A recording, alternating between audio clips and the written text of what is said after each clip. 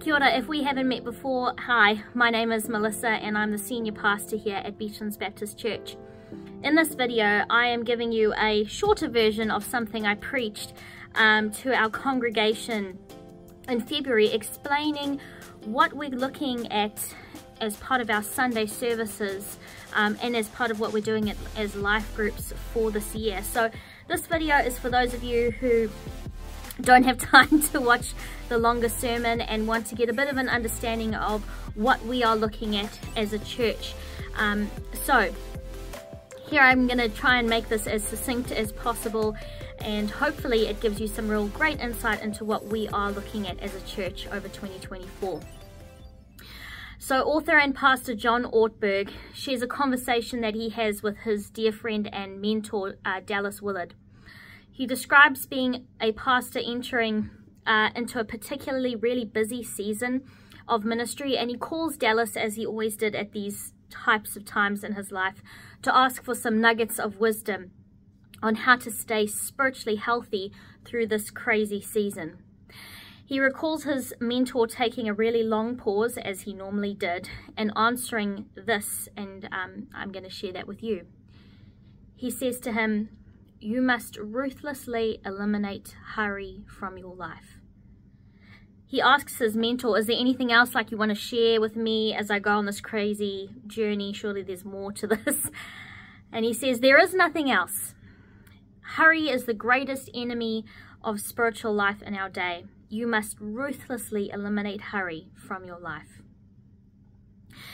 If I were to think of a word to define many that live in my generations, the generations before me, and particularly the ones coming up behind me, it would be exhaustion. Like many of my friends, I got to the end of last year and it felt like we were just hanging on by our fingertips to get to the summer break.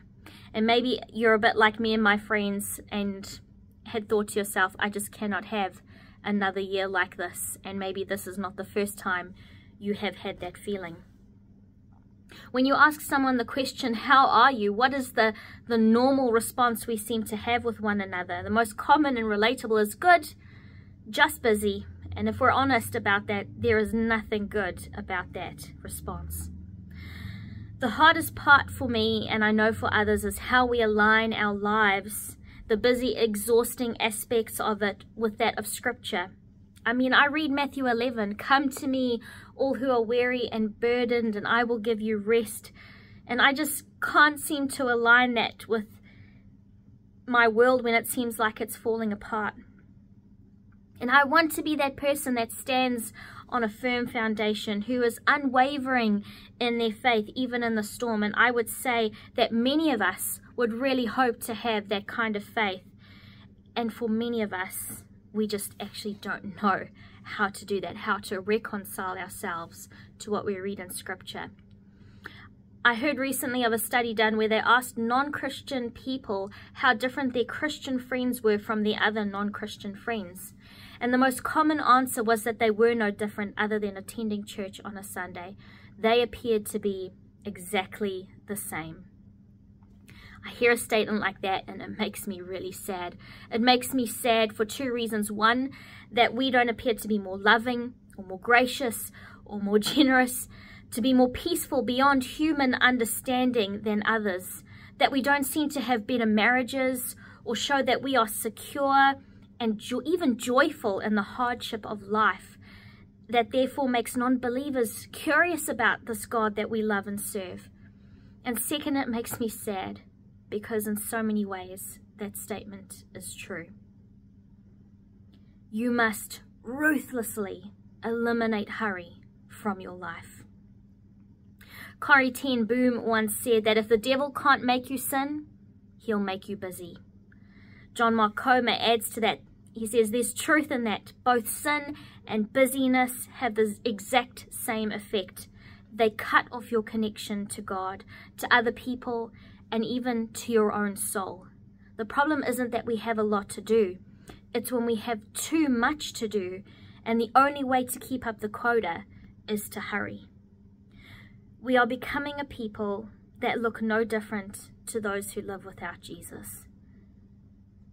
Because let's be honest, instead of looking to Jesus for rest for our souls. We try to numb ourselves with social media scrolling and endless hours of Netflix. I think if we were honest, so many of us find this as a way to unwind. And without even noticing, and we've just been hitting that scroll button, hours have passed by. This is the world that we're living in, and our children and our children's children are growing up in. And is the secular culture that many of us have assimilated to without even realizing that it is deteriorating our relationship with God. And unless we ruthlessly eliminate hurry from our lives and purposefully and practically put God at the center, that's just not going to change. John Ortberg, who I mentioned earlier, had this to say, and I pray if you hear nothing else from this message, hear this. He says, for many of us, the great danger is not that we will renounce our faith. It is that we will become so distracted and rushed and preoccupied that we will settle for a mediocre version of it. We skim our lives instead of actually living them. And I think of these words, come to me, all of you who are weary and carry heavy burdens, and I will give you rest. Take my yoke upon you. Let me teach you, because I am humble and gentle at heart, and you will find rest for your souls.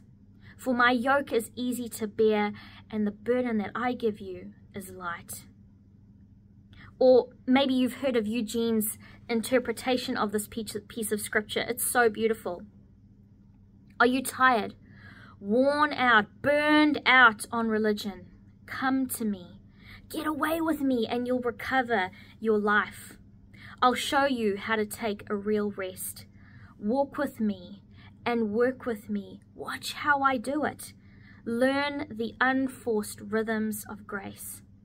I won't lay anything heavy or ill-fitting on you.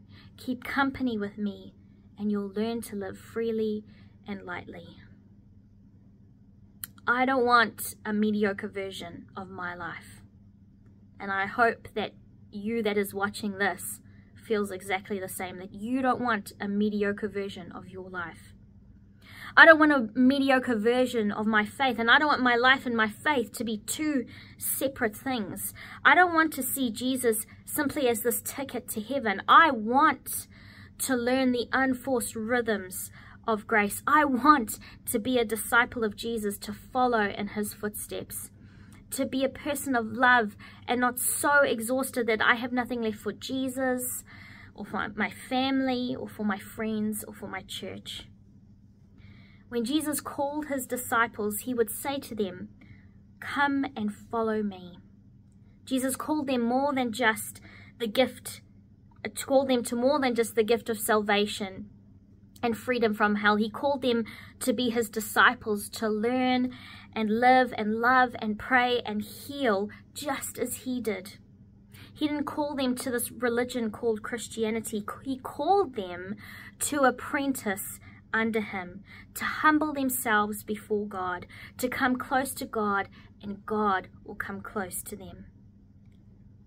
That they would see themselves and we would see ourselves in light of eternity, that even now we are eternal beings, and this is the time where we are being molded for all that God has for us.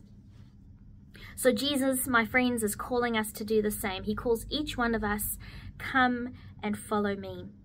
He calls us to apprentice under him as his disciples, to not add more to the already very full plate, trying to fit him in somewhere. Rather, he is calling us to look at what needs to fall away, what needs subtraction, so that we can live life fully in him. And so this year, as Beachlands Baptist, we are going to be looking at the way that Jesus lived and practically be putting into place those things in our lives. So this is going to be our focus for the year. We're going to be using a resource called Practicing the Way to look at 4 spiritual practices over the entire year. Each practice will have 4 lessons to it, which we will do spread out over a term, so on a fortnightly basis. And that's going to be interdispersed with us diving into a book of the Bible on top of other things that we have going on in the life of our church, like Easter and things like that. So the practices come with a booklet, which you can get from us at church. You can download it from our website. You can click it and download it and print it yourself. If that's something you would do, we highly recommend, if you're not already, be part of a life group to be able to do the practical part of the practices together in a group. There's further resources available to you on the website if you want to go deeper into the practice and might be how it applies to you. So there's things called reach exercises. There's a book that you can do as an optional activity, other activities that you can do that could just enhance what you are already doing. So if you're not part of a life group, please contact us. We would love to be able to connect you up with one and be able to do this together. We're also going to be doing reading the Bible in a year. There's a link to that on our website if you would like to download your own version of that. Equally, there's printed copies here in the church if you would like a copy of those. Linked in this video on YouTube down in the description is a 15-minute video from Practicing the Way that explains how it works, explains all the different ways in which it can apply to your life, and some practical guides and steps in how to be applying it to your life. Please go and watch that video. I really recommend you go and hear from John Mark what the practices will look like as part of what we're doing in the church. There's just a couple of things that I want to highlight, some important things that he mentions in that video, such as going at your own pace and at your own stage of life, going into the reach exercises for those that would like to go deeper, that not all of us are going to connect with every practice, that this isn't about guilting or shaming anyone into anything, but rather that we're looking at walking a journey collectively together, that the practices are a means to an end. They don't make you holier than anyone else. That's all just to summarize very briefly some of the things he covers in that video. So please go watch that video. Please join us on Sunday to be participating in Practice in the Way and joining us in being part of community and worshiping our amazing God together. We would love to see you here. If you miss any practices and you're wanting to catch up, they will all be linked on our website should you want to catch up. Anyway, looking forward to meeting you. If we haven't met yet, looking forward to seeing you at one of our Sunday services or in one of our different ministry spaces. And I hope you have a wonderful afternoon, day, morning, whenever you're watching this. See ya.